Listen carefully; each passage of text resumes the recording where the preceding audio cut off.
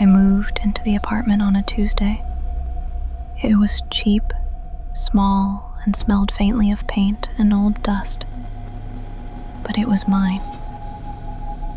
After everything with Jason, I needed to be alone. Just me, my books, and my silence. There were only 3 apartments on my floor. Across from me lived an older woman who always wore gloves, even indoors. She smiled but never spoke. Next to her, Unit 3C had a door painted deep red. I never saw anyone go in or out. On the second night, I heard knocking. Not at my door, at the red one. 3 soft knocks, then silence.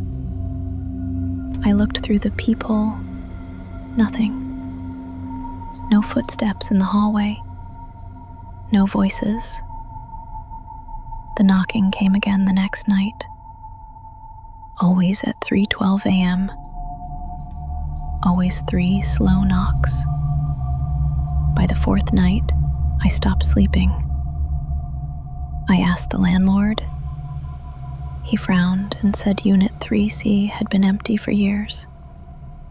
Water damage, something about structural issues. "Don't worry about that room," he said. "Nobody lives there." But someone knocked. I started recording the hallway through the peephole with my phone. I watched the footage the next morning, frame by frame. At 3:12, the hallway lights flickered. Then, a shadow. Tall, still. No face, no movement. But the knock was there, clear and close. I showed the video to the woman across the hall. Her hands trembled. She looked at me and whispered, "You should leave." "Why?" She hesitated. "It doesn't want attention." That night, I couldn't resist. At 3:12, when the knocking started, I opened my door. The hallway was empty, but the red door was ajar. It had never been opened before. Inside, the air was thick, wrong.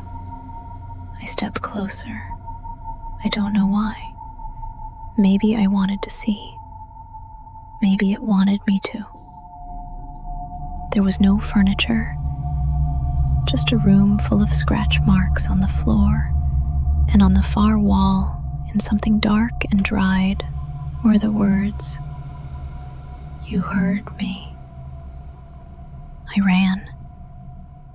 I moved out that morning, never went back, never spoke of it again.